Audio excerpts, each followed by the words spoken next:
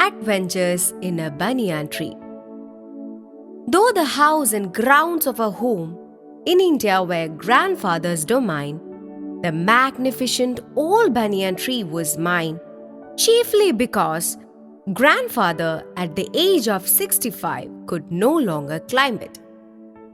Grandmother used to tease him about this and would speak of a certain Countess of Desmond, an English woman who lived to the age of 117 and would have lived longer if she hadn't fallen while climbing an apple tree. The spreading branches of the banyan tree, which curved to the ground and took root again, forming a maze of arches, gave me endless pleasure. The tree was older than the house, older than grandfather, as old as the town of Dehra, nestling in a valley at the foot of the Himalayas. My first friend and familiar was a small grey squirrel. Arching his back and sniffing into the air, he seemed at first to resent my invasion of his privacy. But when he found that I did not arm myself with a catapult or air gun, he became friendlier. And when I started leaving him pieces of cake and biscuit, he grew bolder and finally became familiar enough to take food from my hands. Before long, he was delving into my pockets and helping himself to whatever he could find. He was a very young squirrel, and his friends and relatives probably thought him headstrong and foolish for trusting a human. In the spring, when the banyan tree was full of small red figs, birds of all kinds would flock into its branches. The red-bottomed bulbul, cheerful and greedy, gossiping rosy pastors and parrots and crows, squabbling with each other all the time. During the fig season, the banyan tree was the noisiest place on the road. Halfway up the tree, I had built a small platform on which I would often spend the afternoons when it wasn't too hot. I could read there, propping myself up against the bole of the tree with cushions taken from the drawing room. Treasure Island, Huckleberry Finn, the Mowgli stories, and the novels of Edgar Rice Burroughs and Louisa May Alcott made up my bag of very mixed reading. When I did not feel like reading, I could look down through the banyan tree at the world below, at grandmother hanging up or taking down the washing, at the cook quarreling with the fruit vendor, or at grandfather grumbling at the hardy Indian marigolds, which insisted on springing up all over his very English garden. Usually nothing very exciting happened while I was in the banyan tree. But on one particular afternoon, I had enough excitement to last me through the summer. That was the time I saw a mongoose and a cobra fight to death in the garden, while I sat directly above them in the banyan tree. It was an April afternoon, and the warm breezes of approaching summer had sent everyone, including grandfather, indoors. I was feeling drowsy myself and was wondering if I should go to the pond behind the house for a swim, when I saw a huge black cobra gliding out of a clump of cactus and making for some cooler part of the garden. At the same time, a mongoose, whom I had often seen, emerged from the bushes and went straight for the cobra. In a clearing beneath the tree, in bright sunshine, they came face to face. Cobra knew only too well that the grey mongoose, 3 feet long, was a superb fighter, clever and aggressive. But the cobra was skillful and experienced fighter too. He could move swiftly and strike with the speed of light, and the sags behind his long, sharp fangs were full of deadly venom. It was to be a battle of champions. Hissing defense, his forked tongue darting in and out, the cobra raised 3 of his 6 feet off the ground and spread his broad, spectacled hood. The mongoose bushed his tail. The long hair on his spine stood up. In the past, the very thickness of his hair had saved him from bites that would have been fatal to others. Though the combatants were unaware of my presence in the banyan tree, they soon became aware of the arrival of 2 other spectators. One was a myna and the other a jungle crow, not the wily urban crow. They had seen these preparations for battle and had settled on the cactus to watch the outcome. Had they been content only to watch, all would have been well with both of them. The cobra stood on the defensive, swaying slowly from side to side, trying to mesmerize the mongoose into making a false move.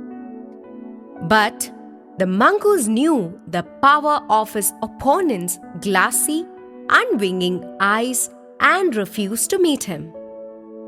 Instead, he fixed his gaze at a point just below the cobra's hood and opened the attack. Moving forward quickly until he was just within the cobra's reach, he made a feint to one side. Immediately, the cobra struck.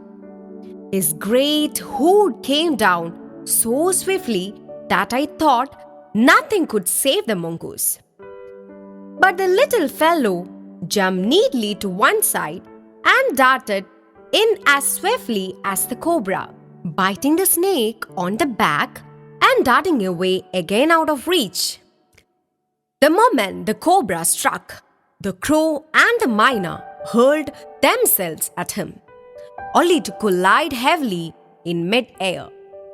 Striking at each other, they returned to the cactus plant. A few drops of blood glistened on the cobra's back.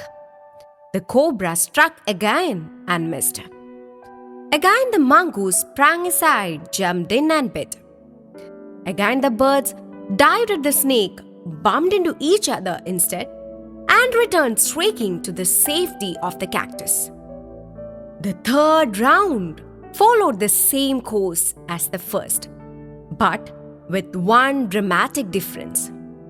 The crow and the myna, still determined to take part in the proceedings, dived at the cobra, but this time they missed each other as well as their mark.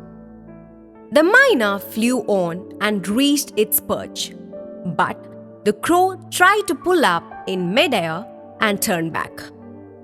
In the second that it took him to do this, the cobra whipped his head back and struck with great force, his snout thudding against the crow's body.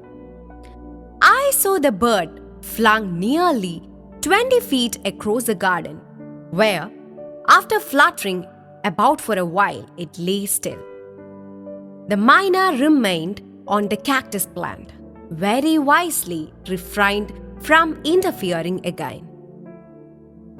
The cobra was weakening, and the mongoose, walking fearlessly up to it, raised himself on his short legs and with lightning snap had the big snake by the snout. The cobra writhed and lashed about in a frightening manner and even coiled itself about the mongoose, but all to no avail. The little fellow hung grimly on until the snake had ceased to struggle. He then smelt along its quivering length and gripping it around the hood, dragged it into the bushes. the myna dropped cautiously to the ground, hopped about, peered into the bushes from a safe distance, and then, with a shrill cry of congratulation, flew away. When I had also made a cautious descent from the tree and returned to the house, I told grandfather of the fight I had seen. He was pleased that the mongoose had won. He had encouraged it to live in the garden to keep away the snakes and fed it regularly with scraps from the kitchen. He had never tried taming it because wild mongoose was more useful than a domesticated one. From the banyan tree, I often saw the mongoose patrolling the four corners of the garden, and once I saw him with an egg in his mouth and knew he had been in the poultry house. But he hadn't harmed the birds. And I knew grandmother would forgive him for stealing as long as he kept the snakes away from the house. The banyan tree was also the setting for what we were to call the strange case of the grey squirrel and the white rat. The white rat was grandfather's. He had bought it from the bazaar for 4 annas. But I would often take it with me into the roots and branches of the old tree. Banyan tree, where it soon struck up a friendship with one of the squirrels. They would go off together on little excursions among the branches. Then the squirrel started building a nest. At first, she tried building it in my pockets, and when I went indoors and changed my clothes, I would find straw and grass falling out. Then one day, grandmother's knitting was missing. We hunted for it everywhere but without success. Next day, I saw something glinting in the hole in the banyan tree. Going up to investigate, I saw that it was the end of grandmother's steel knitting needle. On looking further, I discovered that the hole was crammed with knitting. And amongst the wool were 3 baby squirrels, all of them white. Grandfather had never seen white squirrels before, and we gazed at them in wonder. We were puzzled for some time, but when I mentioned the white rat's frequent visits to the tree, grandfather told me that the rat must be the father. Rats and squirrels were related to each other, he said, and so it was quite possible for them to have offspring. In this case, white squirrels.